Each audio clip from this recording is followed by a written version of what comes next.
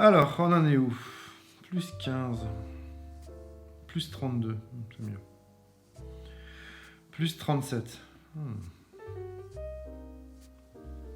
Plus 70%. Oh, ah ouais, c'était une bonne année 2019. Faudrait peut-être que je leur dise quoi. Je pense. Ah. Oh non, vous étiez là. Oh, je suis obligé de vous dire alors maintenant. Salut les amis, aujourd'hui je vais faire la vidéo qui va répondre à de nombreuses questions que vous vous posez tous pour savoir comment commencer à investir en bourse. Je vais partager toutes les infos que j'aurais aimé recevoir il y a quelques années lorsque moi-même j'ai commencé à investir.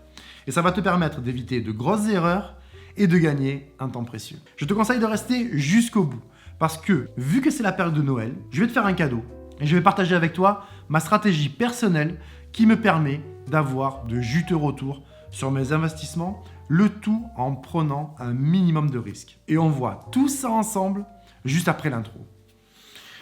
C'est comme ça, je vais tout leur dire parce que j'ai envie que 2020, ça soit leur année et qu'ils se fassent un maximum de blé.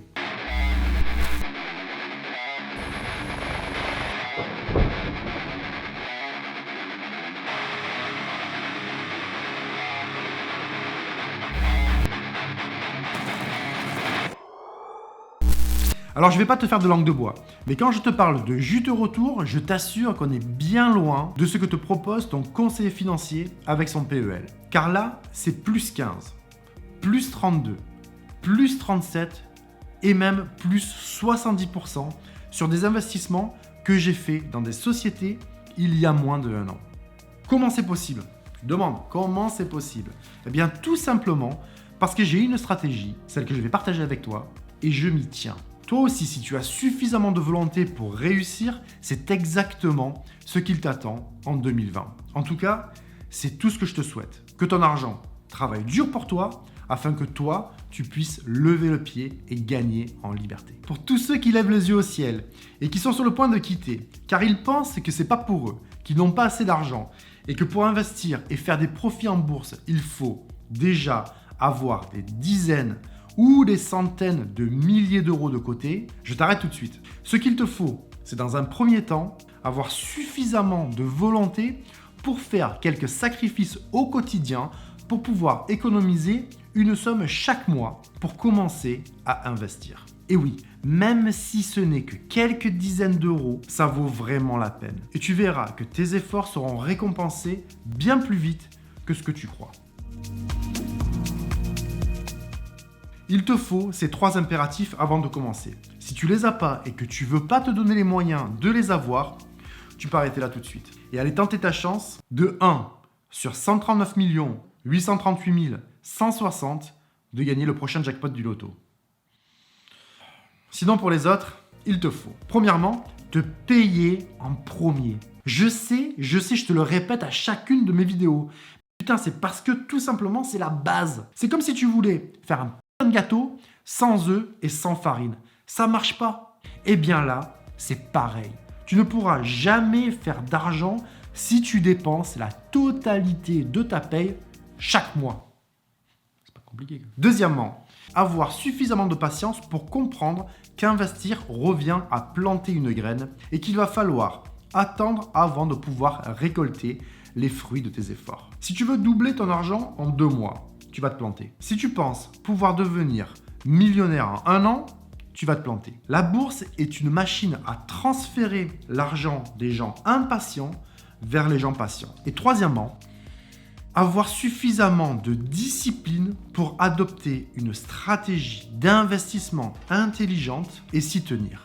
Ce qui sera au fil du temps ton garde-fou, ton fil conducteur, qui te permettra de ne pas céder à la tentation de vouloir prendre des raccourcis pour accélérer le processus et pour au final éviter de te planter. Avant de choisir ton style, il faut que je te rappelle un truc. C'est que les marchés évoluent sur du court et moyen terme en dents de scie. Ils montent et ils descendent. Ils fluctuent au fil des news, des earnings et des différents événements de l'actualité du moment. Mais sur du long terme, ils suivent une courbe ascendante, ponctuée de quelques corrections, certes, mais la courbe, comme tu peux le voir sur cette carte qui couvre les 10 dernières années du S&P 500, qui est l'équivalent de notre CAC 40 et qui regroupe les 500 plus grosses entreprises américaines. Suit bien une trajectoire à la hausse. Tu es d'accord avec moi? Ceci étant dit, on a vu ensemble dans ma précédente vidéo sur le sujet les différents styles d'investissement.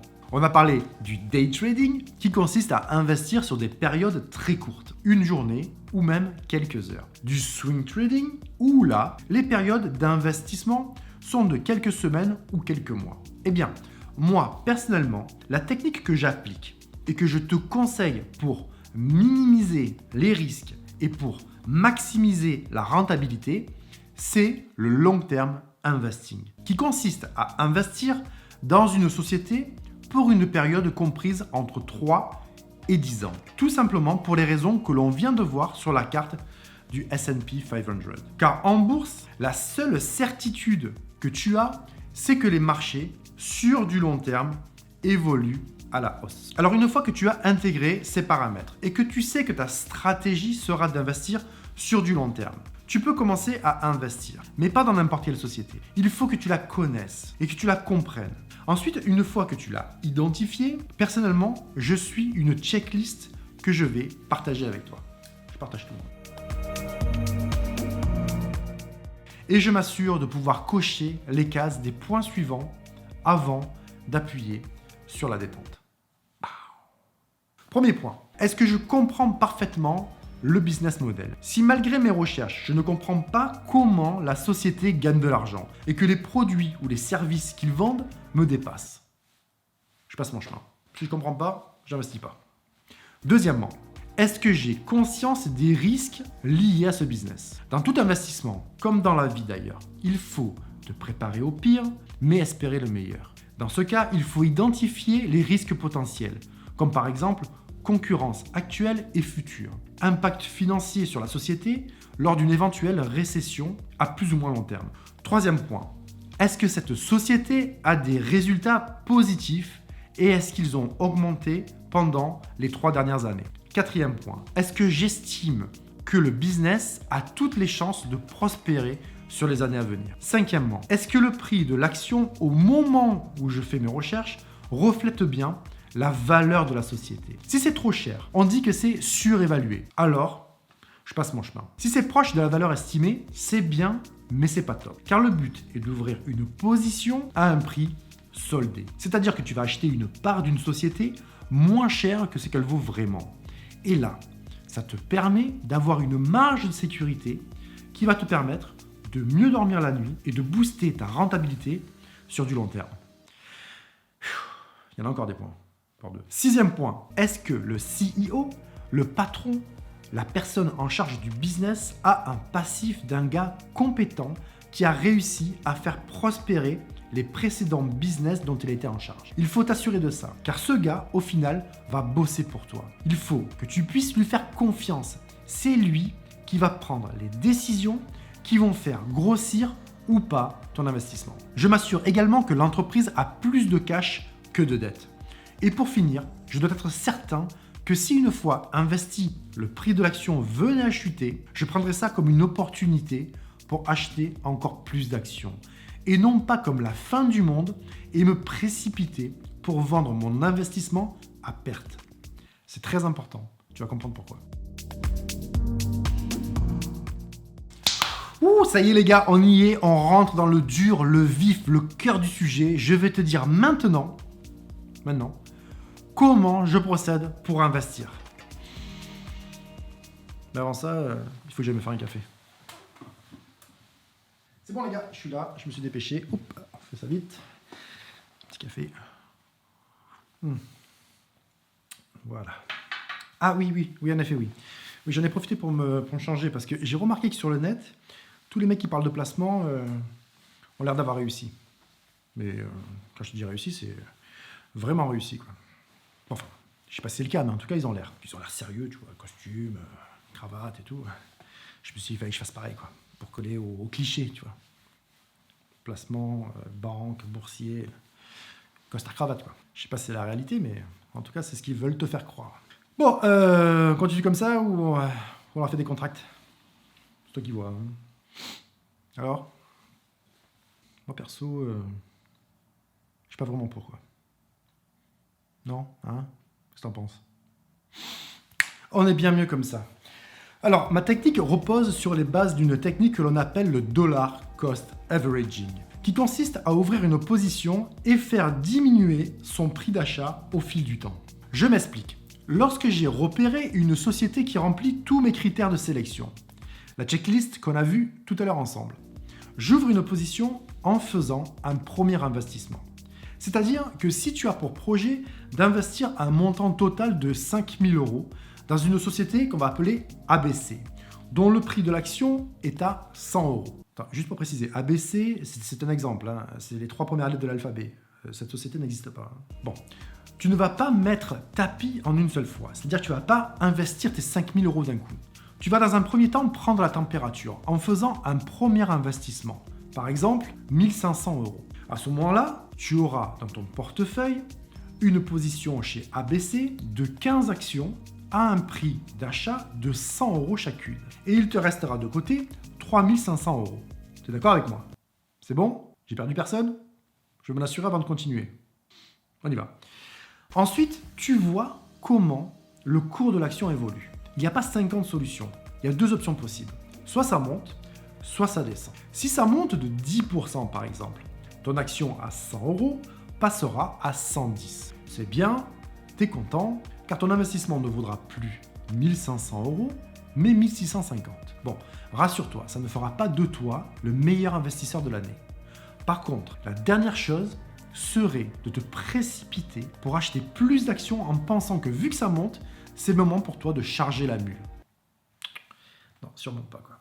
C'est vraiment pas ce qu'il faut faire. La deuxième option, c'est de voir ta position perdre de sa valeur avec un cours de l'action qui va baisser. Et c'est là que ça devient intéressant. Imaginons le même scénario que précédemment, mais à la baisse. L'action dans laquelle tu as investi perd 10%. C'est-à-dire que l'action ne vaut plus 100 €, mais 90. Et ton capital, lui, par conséquent, va perdre également 10 points. Et ton investissement ne vaut plus 1500, mais 1350 €. Alors qu'un investisseur non expérimenté va paniquer et probablement s'empresser de vendre sa position à perte, la meilleure des choses à faire est exactement le contraire. Car c'est pour toi le moment d'acheter. Je te jure. Je te rappelle que tu as investi dans cette société ABC après avoir étudié tous ses fondamentaux.